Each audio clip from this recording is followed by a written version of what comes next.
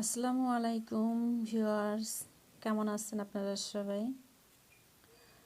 আলহামদুলিল্লাহ, আমি অনেক ভালো আছি। তো আপনারা নিশ্চয়ই আমার থাম্বনেল দেখে বুঝতে পারছেন যে আমি কি নিয়ে হাজির হয়েছি। তো আজ আমি নিয়ে এসেছি সর্ষে ফুলের বড়া বা পাকোড়া। আশা করছি আজকের রেসিপিটা আপনাদের কাছে অনেক ভালো লাগবে। তো সর্ষে ফুলের বড়া বানানোর জন্য আমি ক্ষেত থেকে টাটকা সর্ষে ফুলের মাথাগুলো তুলে নিলাম। তো পাতা সহ নেওয়া যাবে না, শুধু ফুলগুলোই নিতে হবে। তো সর্ষে ফুলের বড়া আপনারা কেউ খেয়েছেন কিনা জানি না। যদি খেয়ে থাকেন তো আমাকে অবশ্যই কমেন্ট বক্সে কমেন্ট করে জানাবেন এই বড়া খেতে আসলে কেমন লাগে। তো সর্ষের বড়া বানানোর আগে তো চলুন দেখি সর্ষে ক্ষেতটা একটু দেখে নিই। তো সর্ষে ক্ষেত দেখতে কীরকম লাগে তো আপনাদের মাঝে একটু তুলে ধরলাম।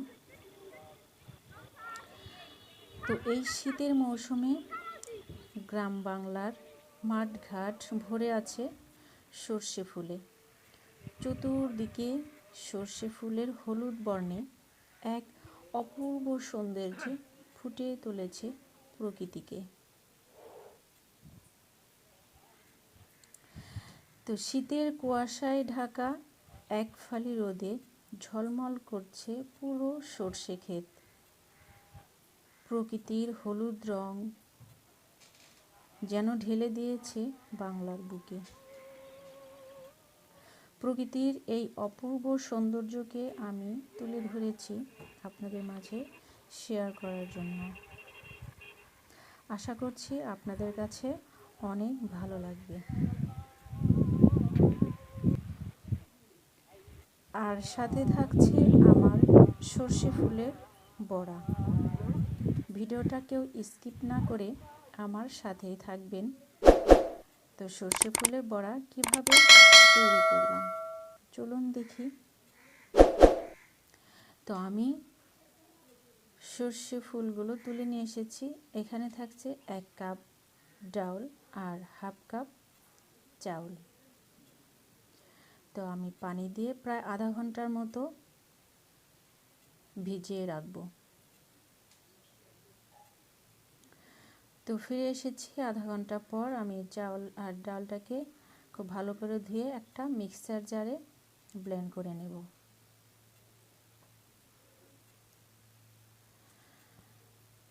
এদিকে আমি এই সর্ষে ফুলগুলো ধুয়ে নেব, পরিষ্কার করে ধুয়ে নেব। আর এখানে আমার ব্লেন্ড করা হয়ে গিয়েছে।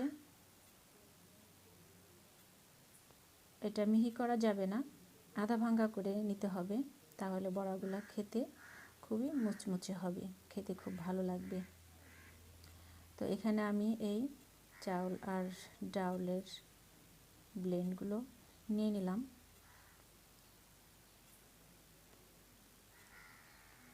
তো এখানে আমার লাগছে মাঝের ছাঁচে 2টো পেঁয়াজ কুচি, কাঁচামরিচ কুচি আর হচ্ছে ধনেপাতা কুচি।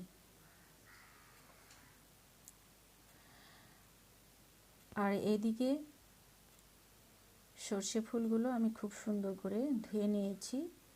এর অর্ধেকটা পরিমাণ আমি বড়া তৈরি করব আর অর্ধেকটা পরিমাণ আমি রেখে দিব অন্য আরেকটা রেসিপি করার জন্য। তো আপনারা আমার সাথেই থাকবেন। তো এখানে এই ডাউল আর চাউলের পেস্টের সাথে আমি অর্ধেকটা পরিমাণ ফুল নিয়ে নেব।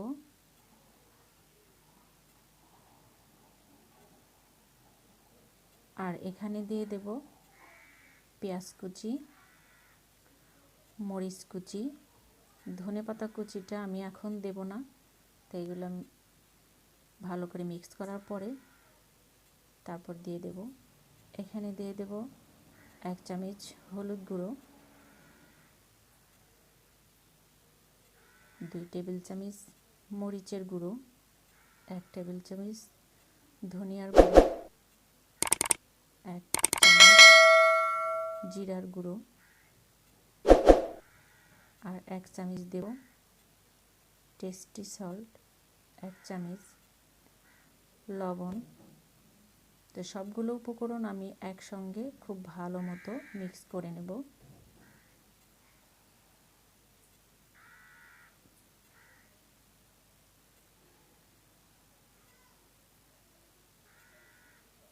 এটাকে খুব ভালো মতো মিক্স করে নেব। এই দেখুন, এমনভাবে মিক্স করতে হবে যাতে আমি এটাকে মুঠো করতে পারি, এরকম করে। তো এই যে আমার এটা মিক্স করা হয়ে গিয়েছে। তো এটা দলা পেকে গেছে, এভাবে মিক্স করে নিতে হবে খুব ভালো মতো নিতে হবে। আর এখন আমি ধনেপাতা কুচিটা দিয়ে আলতোভাবে মেখে নেব।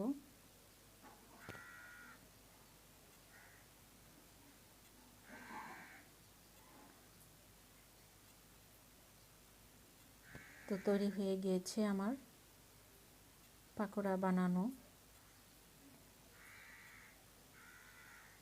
ডোটা। তো এভাবে তৈরি করা হয়ে গেল। তো আমি কড়াইতে তেল দিয়ে দিয়েছিলাম। তো এক এক করে আমি এই সর্ষে ফুলের বড়াগুলো দিয়ে দেব এভাবে।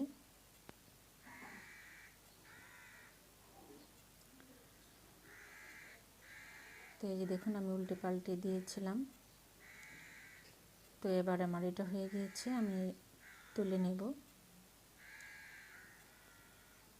তো এভাবে আমি সবগুলো পাকোড়াগুলো তৈরি করে নেব।